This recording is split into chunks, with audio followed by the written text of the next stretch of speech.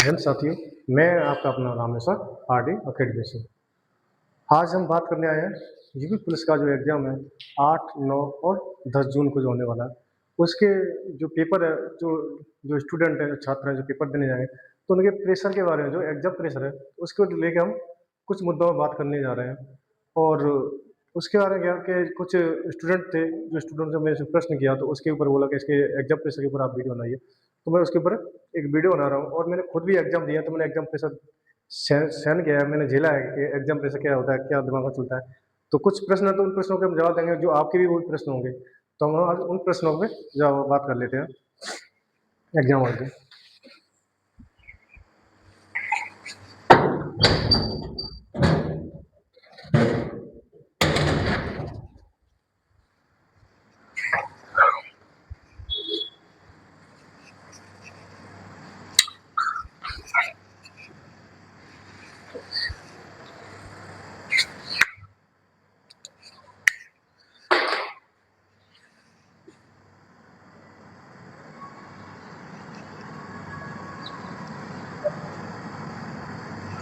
Exam pressure के बारे में बात करते हैं। बहुत सारे स्टूडेंटों के मन में प्रश्न उठ रहा होगा कि इस समय हमें क्या पढ़ना चाहिए, क्या नहीं पढ़ना चाहिए, हमारे पास कितना टाइम बचा है, एग्ज़ाम कैसा आएगा, क्या होगा, पेपर कैसा आएगा, किस तरह हमें पेपर देना है, हमें टाइम मैनेज करना है। तो बहुत सारे प्रश्न बहुत क्लियर हैं, तो हम पे एक-एक करके उन पे हम बात करते हैं। सबसे पहले हम देख लेते हैं कि बहुत सारे स्टूडेंटों को ये लग रहा है कि कि कुछ याद नहीं रहा, यानी 3 से 4 महीने हो गए उन्हें तैयारी करते हुए, 14-14, 15-15 घंटे मेहनत करते हुए और एग्ज़ाम टाइम आते हुए उन्हें ऐसा लग रहा है कि अब आज कितनी 6 तारीख है, तो उन्हें ऐसा लग रहा है कि हमें कुछ याद सा नहीं रहा है कि हमने कुछ पढ़ा हुआ है, नहीं पढ़ा हुआ। ऐसा मतलब दिमाग को प्रेशर से होता है और ये व्यवहारिक है, ये आपके नहीं, ये सभी लोगों के दिमाग में ऐसा लगता है कि हमें कुछ याद नहीं है, अब हमें फिर से रिवाइज़ कर लेना चाहिए, ये ऐसा प्रश्न होता है। तो इसके बारे में मैं बताता हूँ, बात करता हूँ। आपने जैसे सीपीयू देखा होगा, तो सीपीयू जो कंप्यूटर का देखा होगा, उसमें हम कहते हैं इनपुट देते हैं तो आउटपुट देता है, ऐसे हमारा दिमाग है। आप खुद सोचिए कि आपने 3 से 4 महीने 14-14, 15-15 घंटे मेहनत किया है और उस पर लगातार आपने काम किया है, तो आपने वो सिलेबस 2-2 बार तक कवर कर रखा होगा, तो वो सब दिमाग में है। पर इस समय प्रेशर के मारे क्या है, वो समय सहज नहीं हो रहा कि हमें कुछ याद भी है या नहीं है। पर जैसे ही आप एग्ज़ाम हॉल में आप पेपर दोगे, तो जैसे ही आप उसमें प्रश्न पढ़ोगे और प्रश्न पढ़ते हुए जो अपना माइंड है, जो सीपीयू है, ये अपना उसका आप जैसे इनपुट जाएगा, जैसे पढ़ते हो, वो उसका आउटपुट अपने आप उसका उत्तर देगा, ये हमने पढ़ा है, इसका उत्तर ये वाला होगा। ये हमारा मेरा यकीन मानिए, ये मेरे साथ भी पहले हुआ था एक बार। ऐसा महसूस कर चुका हूँ मैं कि ये लगता है, पर जैसे ही आप एग्ज़ाम रोल पढ़ोगे, जैसे आपने पढ़ोगे, तो आपको क्या उसका उत्तर तुरंत दे जाओगे। क्योंकि अभी आप क्या महसूस करोगे कि अभी मैंने अब जैसे हिस्ट्री का कोई चैप्टर उठा लो या कोई भी जीएस का, जैसे कि आपने कोई विदेशी जो भारत के पड़ोसी राज्य सॉरी, जैसे आप कोई टॉपिक उठा लो, जैसे भारत में कोई पड़ोसी देश है, उनके बारे में या किसी के बारे में आप उसे रिवाइज करने के बारे में सोचेंगे, दिमाग में उसका क्या उत्तर था या क्या नहीं था, तो आपको उसका अभी नहीं बता पाएंगे, सोचेंगे यार मैं भूल रहा हूँ। तो ऐसा कुछ नहीं है, जब एग्जाम हॉल में दोगे तो उसका जो आपने पढ़ा है, जो 14-14 घंटे 15-15 मिनट की है, वो सब आपके काम आ जाएगी एग्जाम हॉल में। जब एग्जाम दोगे तो उसका तुरंत उसका आउटपुट आएगा। क्योंकि ये प्रश्न है जिसका आपको अभी आप मॉक टेस्ट लगाया होगा, आप पहले भी मॉक टेस्ट लगाए होगा, आप शायद आज भी लगाएंगे कुछ लोग, तो आप मॉक टेस्ट में आपके प्रश्न पूरे अच्छे आ रहे होंगे, अच्छे क्वेश्चन आ रहे हैं, अच्छे बन रहे होंगे, आपको लग रहा होगा मेरे प्रश्न अच्छे बन रहे हैं, फिर भी आपको डाउट लग रहा है कि ये मेरा सिलेक्शन हो पाएगा नहीं हो पाएगा। तो ये कहाँ से आपने तैयारी किया, इसलिए तो ऐसे फिर एग्जाम हॉल में होगा। एक प्रश्न ये है, इसका उत्तर तो ये वाला होगा। कुछ लोगों का प्रश्न है कि अब पेपर टाइम लगती आ रहा है, जैसे अभी क्या है, आज 6 तारीख है, कल 7 है और 8 से पेपर हो जाएगा, स्टार्ट होगा। तो हम एक दिन बचा है कि कुछ पढ़ना है कि नहीं पढ़ना है, क्या-क्या पढ़ें, क्या-क्या कवर करें। तो बहुत सारे स्टूडेंट हैं, ऐसे लग रहा होगा मैं इसे भी कवर कर लूँ, हिंदी को एक बार फिर से रिवाइज कर लूँ, हिंदी का वो वाला चैप्टर रह गया, जीएस का हिस्ट्री में रह गया और मैथ का ये परसेंटेज लाभ, यार ये प्रश्न, ये सॉरी, जैसे मैथ का क्या परसेंट वाले क्वेश्चन रह गए।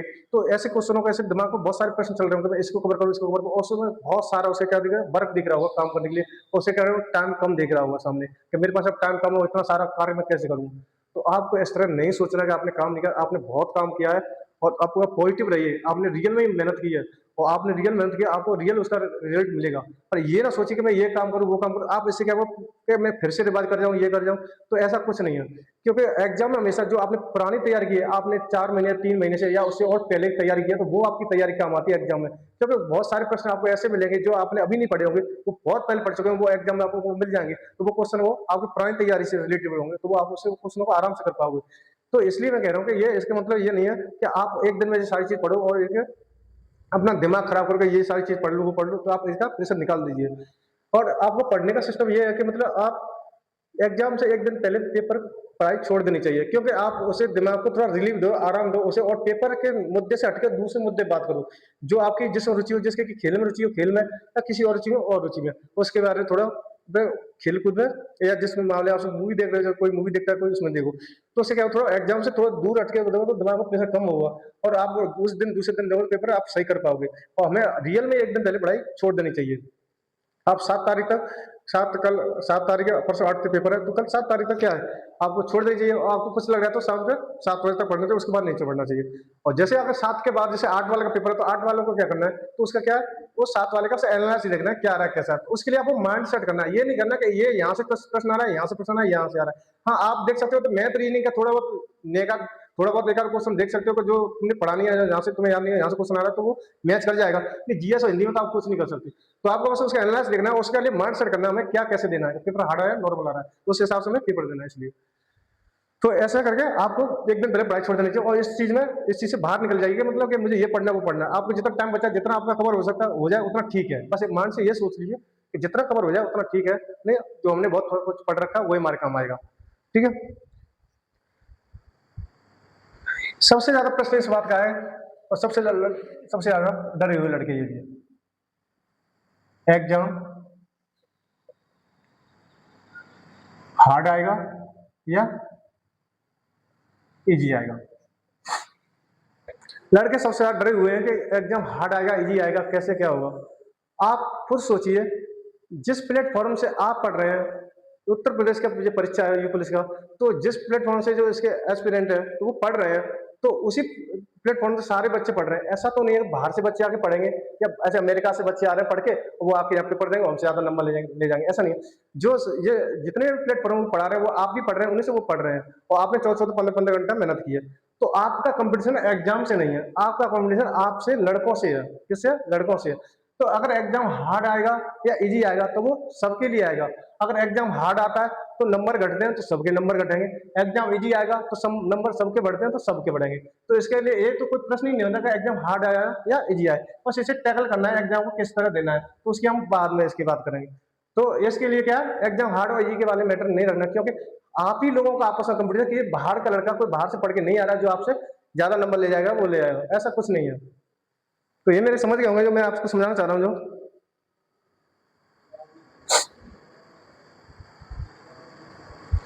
एक प्रश्न आता है, एग्जाम हॉल में बहुत प्रेशर होता है दिमाग में। आप जैसे ही एंट्री करते हो तो एग्जाम हॉल में प्रेशर आएगा कि अभी 1 घंटा बचा है, टाइम बचा क्या, 1 घंटा। तो 1 घंटे के लिए क्या है, तो अभी 1 घंटे में क्या है, जो कागज की कार्रवाई होती है और लड़कों की एंट्री होती है, तो टाइम बचा, तो लड़के को पहले से आगे बढ़ जाता है, उनके दिमाग में प्रेशर रहता है। तो आप उससे क्या करिए, थोड़ा पास का लड़का वैसे तो बात करने के लिए मना होती है, तो थोड़ा उनसे कुछ और रिलेटेड बात करो, कहाँ से कैसे, थोड़ा मतलब पेपर से थोड़ा माइंड हटा के बात करो।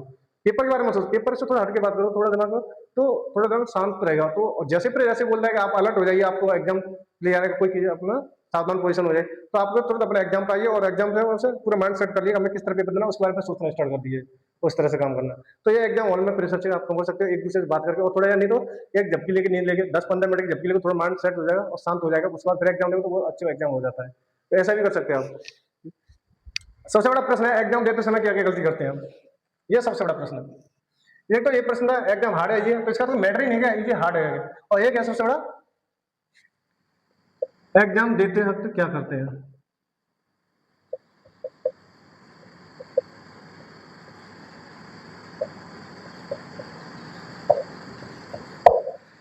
एग्जाम देते समय क्या गलती करते हैं, तो आपकी जो, अब तो कोई है नहीं, अब तो सिर्फ आपको एग्जाम हॉल में देना, आज दे सकते हो, फिर अब एग्जाम हॉल में देना, तो आपको क्या गलती नहीं करनी है। तो पहले गलती क्या करते हैं, जैसे मैं मानूंगा पेपर हार्ड आया या इजी आया, कोई पेपर हार्ड आया, तो आपने कि रीजनिंग है या मैथ से स्टार्ट किया, किसी भी बस स्टार्ट करते हो, तो आप जैसे मैथ कर रहे हो या रीजनिंग कर रहे हो, तो आपने पहले प्रश्न लगाया, वो थोड़ा एग्जाम प्रेशर रहता है, क्योंकि क्या करना, वो मैंने बताया कि एग्जाम प्रेशर इतना होता है कि 2+3 में पूछो तो आप 6 बताओगे, 2 3+5 नहीं बताओगे, 6 बताओगे, तो वो प्रेशर होता है। तो जैसे आपने पहला प्रश्न लगाया, तो पहला प्रश्न नहीं आया आपके पास, तो फिर आपने दूसरा लगाने की कोशिश की, तो दूसरा भी नहीं आया, तो इसमें क्या होगा, आप हाइपर हो जाओगे। फिर तीसरा लगाने की कोशिश, तीसरा भी नहीं आएगा, तीसरा जब तक आ सकता था फिर भी नहीं आया, क्योंकि आप पे प्रेशर बढ़ गया, अरे यार मेरे से प्रश्न बन ही नहीं रहे हैं, मेरे से प्रश्न आ ही नहीं रहे, तो मेरा तो पेपर खराब हो गया। ऐसा दिमाग में तुरंत चलने लग जाएगा, दो तीन तीन क्वेश्चन नहीं आ रहे मेरे पे, चौथा भी ऐसा है, फिर आप गलती करने की कोशिश करोगे। तो आपको ऐसा प्रेशर नहीं लेना कि 1 2 3 क्वेश्चन नहीं आ रहे तो आपको वो प्रेशर लेना है। नहीं आ रहे कोई नहीं, स्टिक बनना है। पहले तो सीधा यही है कि ये मैं पहला प्रश्न लगाया, दिख रहा है कि बड़ा क्वेश्चन नहीं आ रहा है, लगाने की कोशिश की तो नहीं आया, तो कोई दिक्कत नहीं, दूसरा लगा नहीं आ रहा तो कोई दिक्कत, तीसरा लगा नहीं है। जैसे आप स्किप करते हो, आपको टाइम खराब नहीं करना उसमें, पेपर देगा, क्वेश्चन देगा, तो थोड़ा लगा क्वेश्चन की 10 से 15 सेकंड उसमें टाइम खराब किया, नहीं आ रहा स्किप करो।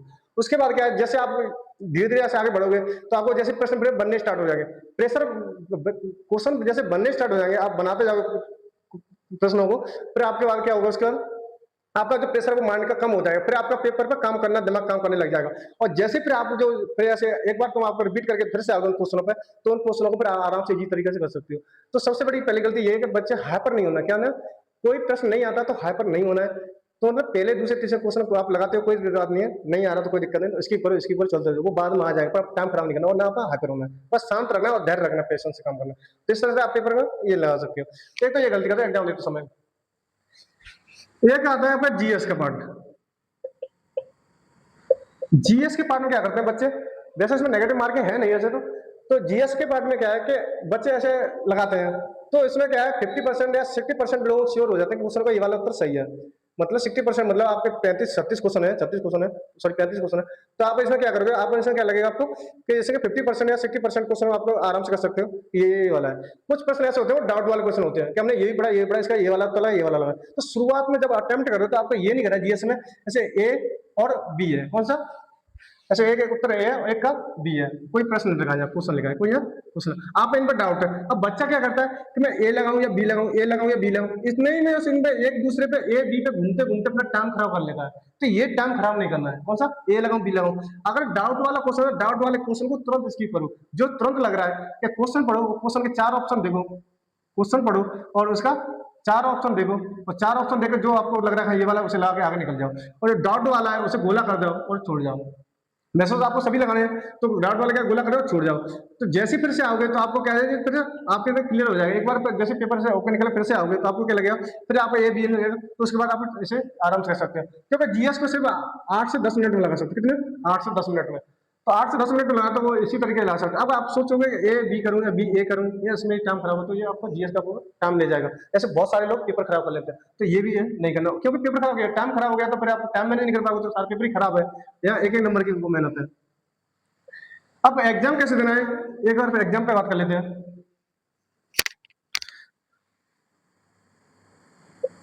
एग्जाम देने की मैंने बताया था, एग्जाम हमेशा 2 बार में देना है, एग्जाम हमेशा 2 बार में देना है। और मैं सो कह रहा हूँ एग्जाम शुरुआत करो रीजनिंग से।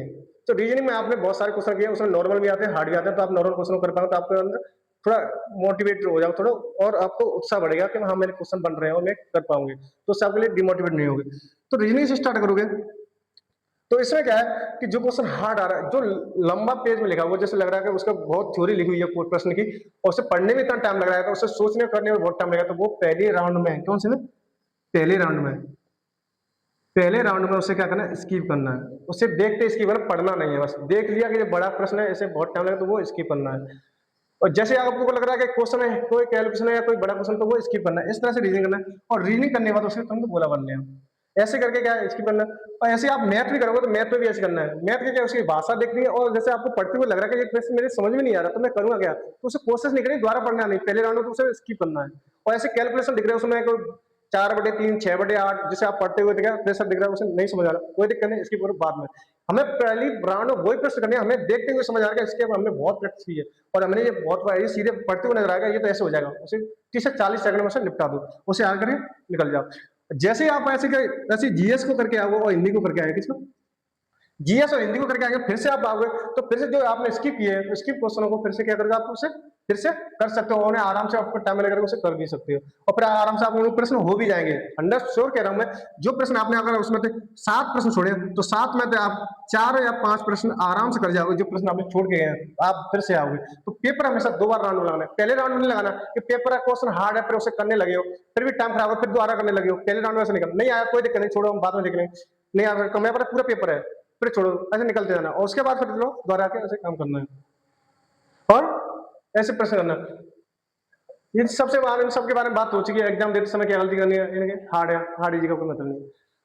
हमारा एक चैनल है आरडी, ये हमारा चैनल है आरडी अकेडमी नाम से, इसमें जीएस की क्या है, इसमें सीरीज चल रही है जिसमें आपको पीडीएफ फ्री उपलब्ध कराई जा रही है और आपको एग्जाम से हमने कौन सा यूपी पुलिस एग्जाम से संबंधित कोई भी क्वेरी हो, कोई भी प्रश्न हो, आपको कोई प्रेशर है, एग्जाम है, एग्जाम प्रेशर है या दिक्कत है, तो आप मेरे नंबर पर व्हाट्सएप नंबर है उसमें आप चैट एसएमएस करके या आप उनसे प्रश्न पूछ सकते हो, जिसका जिसका नंबर है 90 84 99 0 432, 90 84 99 0 432। इस प्रश्न पर आप एसएमएस करके या व्हाट्सएप कॉल करके इसमें एग्जाम से संबंधित कुछ पूछ सकते हो, जो मैं आपकी कुछ हेल्प कर सकता हूँ, शायद मैं कर सकूँ। वैसे मैं इतना बड़ा कोई टीचर नहीं हूँ कि मैं आपके कर सकूँ, पर शायद मैं थोड़ा बहुत कुछ आपके एग्जाम प्रेशर को थोड़ा कम कर सकूँ, थोड़ा समझा सकूँ, इसलिए